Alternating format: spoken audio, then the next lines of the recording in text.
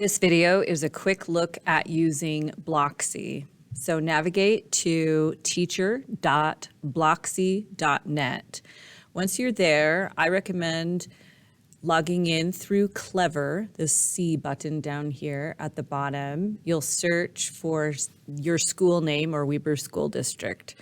And then once you have logged in, you will then see on your dashboard a big Clever button. The Clever button will allow you to open up a list of your classes. This is where you're going to import your classes. Once you have your classes imported, this is what your dashboard will look like. We'll then go into each class and look at how you adjust the name and the duration. Once you've clicked on one of your classes, you're able to change the name, the duration, and the policy that is happening inside of your classroom. Go to the Edit button, change the name. You can change the color if you would like it to be different, the duration, and this is where you would enforce a policy. And then press Save. One of the student options that you can enable is a hand raise feature and a quick chat feature, which allows the students to have a chat message that's private with you. If you enable these two things, the students will see a plus in their bottom right corner. And at first they maybe don't know what it is, so they may try just pressing it to experiment with it. So you may get a lot of hand raises in the beginning. Let's look at the different features that you have available. So these are whole class features. You can use the heads up option, which allows you to say for a certain duration of time, it'll say, put in the amount of time that you want this to happen for. There will be a page that will open up on the students' Chromebooks that says heads up, and they will not have access to anything else. It won't let them do anything else. They won't be able to click on anything. And then that will last for the duration that you have the time on it or until you press cancel. Share and enforce is when you share a page, you actually push it out onto all of their Chromebooks. And so you could provide a URL to a specific page if you want them to go to Canvas, and then it will be forced open onto their Chromebooks and they won't be able to navigate away from it. You can message everybody all at once, and you could also share your screen with your students on their Chromebooks.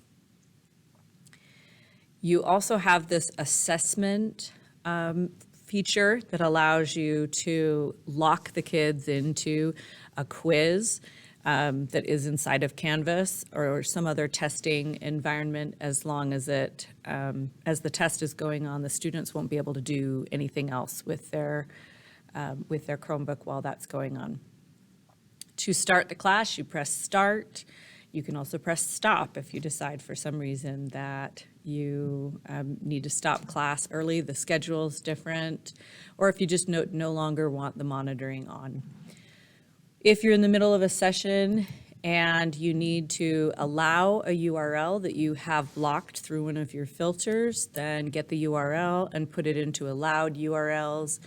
And you can also add a blocked URL in the moment.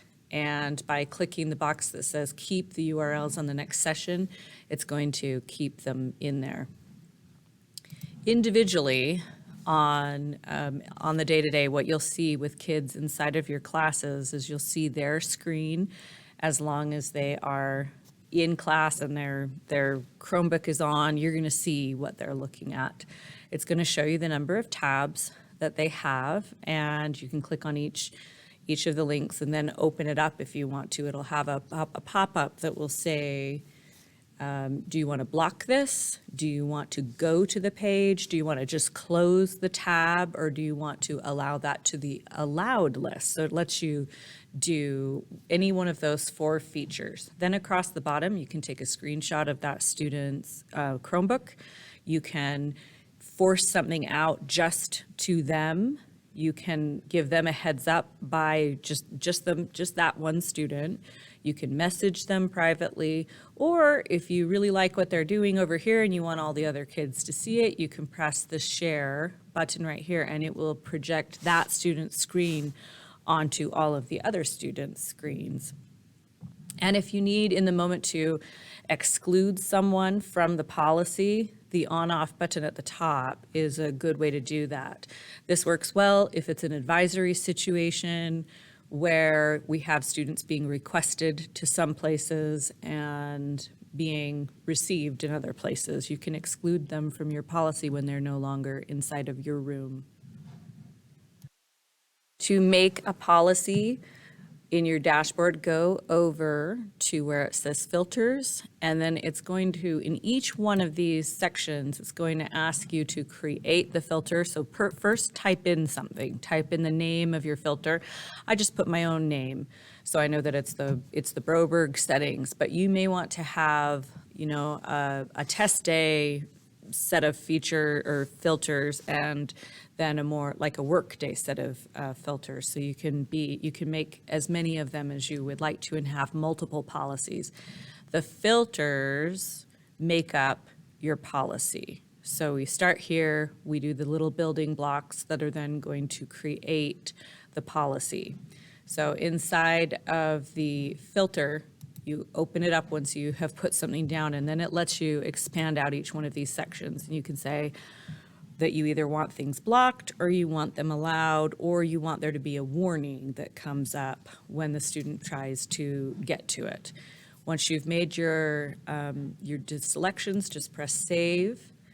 The exceptions list is where you're going to add specific sites that you want allowed or blocked. So this is where we can put any URLs that we want, like these are game URLs that you want to get rid of, or specific URLs that you really want people to have access to. I need people to have WeVideo, I need them to have Canva, I need to make sure that those were allowed in there. You can also do a keyword filter. So if kids are looking for games, you could have that be a filter as well, where it's going to block even that kind of a search if they're doing that. The application filter lets you look at blocking out full applications. I would recommend allowing most of these, but you are able to you could just block YouTube altogether if you wanted to. Now, if you want it allowed, but you want certain things not allowed, open up the YouTube filters, and then you could do things like have a category that you don't allow. So then it will kind of put, these are the categories that exist inside of YouTube, and it's going to say which ones of these do you want us to block. So you could say I'm going to block out sports, or I'm going to block out all the gaming videos. And you can have a specific exception of like a channel. So if you've got a channel that you want your students to always be able to access, and then anything you've put on your channel will be available to them, create one. And you can do a keyword filter as well. So once you have all these filters, then you're going to make a policy. So again, type in your name, or this is like the average day in my classroom, give it a title. Once you press the create button, I'm going to go into one that I already have. It'll open up a window like this, and it's going to say, what web filter did you want for this particular policy? And on most of mine, I just use my name, so it'll just say Broberg, and then it goes through, and then eventually you say save those changes. Then inside of the classes themselves, that is where you put that's where you sign out the policy for each class. The last thing we'll look at is the scheduler. So in the show or hide schedule, this is where you can create a schedule, and this does have some great features in it. So if you turn it on, and then you go into the class scheduler, it lets you create a weekly schedule. So I did a week that has regular days, and then a week that has early outs. And then you can even do custom weeks if you want to. So you create it, you say, it gives you a list of your classes, you choose the class. It only lets you choose the start time and the number of days that it's on. It's doing that because it uses the duration to be what the end time is. And once you've built out what your schedule looks like, you can just click on all the Mondays, Tuesdays, Thursdays, and Fridays, and then do Wednesdays separately if it's an early out schedule. And then you, in the window right here, you're deciding out what each one of the weeks are going to be, which schedule they're going to be on. So once I put in a start date and an end date and said set school year, it produced these weeks for me.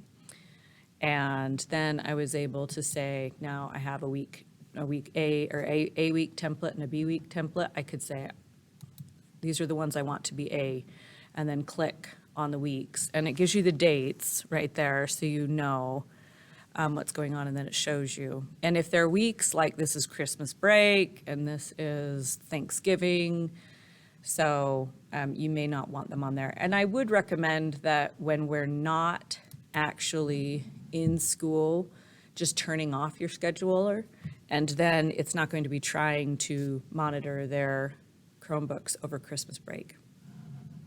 And that's pretty much it.